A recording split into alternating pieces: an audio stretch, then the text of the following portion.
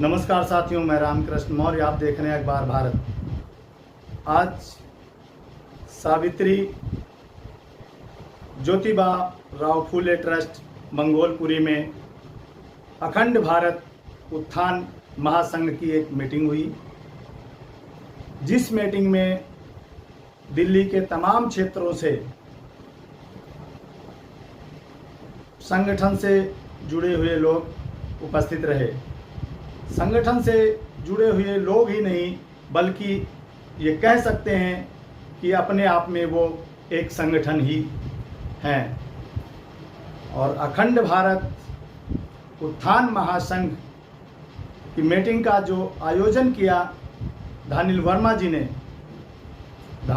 जी ने इस मीटिंग को रखा, जिसमें द्वारिका, बुराड़ी, नरेला और नजफगढ़ से तमाम लोग शामिल रहे। और जब उनसे बात की गई कि इस अखंड भारत उत्थान महासंघ का क्या उद्देश्य है, तो उन्होंने बताया कि लोग कहते हैं कि हमारे संगठन से जुड़ जाइए, लेकिन अखंड भारत उत्थान महासंघ का उद्देश्य है कि हम उनके साथ जुड़ के और अपनी विचारधारा उनके तक पहुंचाएं, उन लोगों तक, और जो लोग उस विचारधारा से सहमत होंगे हम उनके साथ काम करेंगे।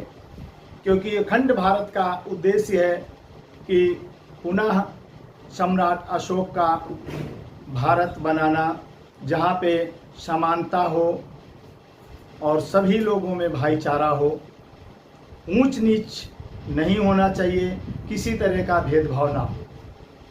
इसी संदर्भ में जब हमने उन लोगों से बात की तो उन्होंने अपने अपने विचार रखे। आज मंगोलपुरी में अखंड भारत उत्थान महासंघ की मीटिंग हुई,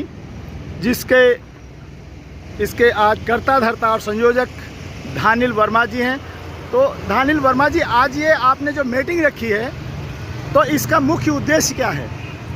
सर देखिए, अखंड भारत उत्थान महासंघ का मुख्य उद्देश्य ये है कि समाज में जो छोटे छोटे संगठन जुड़े हुए हैं, जिनका उद्देश्य कहीं ना कहीं जहाँ पे वो काम कर रहे हैं वो अपने उद्देश्यों को प्राप्ति के लिए काम कर रहे हैं, लेकिन एक बड़ा उद्देश्य के लिए कोई काम नहीं कर पा रहा है। और सारे संगठनों के बीच में एक कोऑर्डिनेशन, जब एक बड़े उद्देश्य के लिए हमको इकट्ठा होना पड़ता है तो कहीं ना कहीं एक कोऑर्डिनेशन की कमी दिखती है। तो अखंड भारत उत्थान महासंघ पूरे भारतवर्ष में जितने भी संगठन एक समान विचारधारा के लिए काम कर रहे हैं, तो सर्वलोकहित की विचारधारा है उसके लिए जो काम कर रहे हैं, उन संगठनों के साथ जुड़कर, उनको अपने साथ जुड़ने का मेरा कोई उद्देश्य नहीं है। हम उनके साथ जुड़ना चाहते हैं और उनके उद्देश्यों में और उनके कार्यों में को बिना प्रभावित किए हुए हम उनके साथ जुड़ करके काम करना चाहते हैं, ताकि एक बड़े उद्देश्य के लिए हम उनको लंबे समय में तैयार कर सकें। जी, बहुत अच्छी बात है कि आप चाहते हैं कि वो हमसे ना जुड़े, हमारा संगठन उनके साथ जुड़े, और जिससे कि बड़ा कोई ऐसा मुहिम हो जो समाज के लिए और पूरे सर्वलोक हित के लिए काम करे। धन्यवाद जी। अब हमारे साथ हैं एक और सज्जन, और मौर्य साहब, आप अपना परिचय दीजिए। और आज जो ये मीटिंग रखी गई, तो आप आज इससे क्या आपको लगता है, ये संगठन जो है आगे लोगों को प्रभावित करेगा और लोग जुड़ेंगे इससे? सबसे पहले तो धन्यवाद आपका, और हमारे अतिथि वर्मा जी का भी धन्यवाद। समाज के लोगों को एकजुट करके बैठक किया, विचार किया, और भारत में जन्मे जितने भी हमारे महापुरुष हैं उनको कैसे सम्मान मिले, समाज में किस तरीके से उनको उनकी उपलब्धियां जो समाज के लिए उन्होंने ऐसे काम किए, सावित्रीबाई फूले हो गई माता, और हमारे ज्योतिबा राव फूले जी हो गए, साहू जी महाराज हो गए, और बहुत सारे ऐसे महापुरुष हैं जैसे बाबा साहब भीमराव अम्बेडकर हो गए। और इन सब के विचारों को कैसे आगे बढ़ाया जाए और जन जन तक किस तरीके से पहुंचाया जाए कि हमारा समाज इनके विचारों को ग्रहण करके उन्नति की ओर और विकास की ओर बढ़ सके। बाकी इस मीटिंग का यही उद्देश्य था। धन्यवाद जी। धन्यवाद। पूरे हिंदुस्तान में जो अखंड की बात हो रही है और पूरे यूरोपियन कंट्री की तरफ जो अखंड की बात हो रही है, तो हम वहाँ तक नहीं जाके, लेकिन जो हमारा बचा हुआ जगह एरिया उसको संगठित करें इसमें हमारे समाज के लोगों को जोड़े, जो दबे हुए पिछड़े हुए सबको एकत्रित करे, तो हम समझते हैं कि बहुत बड़ा काम होने वाला है और देश के अंदर एक उदाहरण पेश किया जाएगा। जी, तो इसका मतलब आज की जो मीटिंग है तो इससे आप सहमत हैं? बिल्कुल सहमत हूँ मैं जी। और ऐसे लोगों को बढ़ चढ़ के, खास करके नवयुवक लोगों को आगे बढ़ना चाहिए और जी। हमारे जैसे लोग इसमें सपोर्ट जरूर करेंगे। जी, बहुत हम बहुत लोग धन्यवाद, सहयोग करेंगे। Thank you sir. अब हमारे साथ हैं राम रतन कुशवाहा जी। आप चेहरा देख के पहचान जाएंगे, समाज के लिए हर जगह मौजूद रहते हैं। तो सर, आज ये जो मीटिंग रखी गई तो उद्देश्य बता दिया दानिल वर्मा जी ने, तो आपको क्या लगता है ये जो मीटिंग रखी गई इससे प्रभाव पड़ेगा समाज पे और लोग जुड़ेंगे? हाँ, इससे प्रभाव पड़ेगा। सारे संगठन जितने भी हमारे देश में बने हुए हैं, जो राष्ट्रहित में काम कर रहे हैं, तो वो सारे संगठन इस विचारधारा से जरूर अवगत होंगे, क्योंकि इस संगठन का जो विचारधारा है सर्व लोकहित कल्याणकारी विचारधारा है।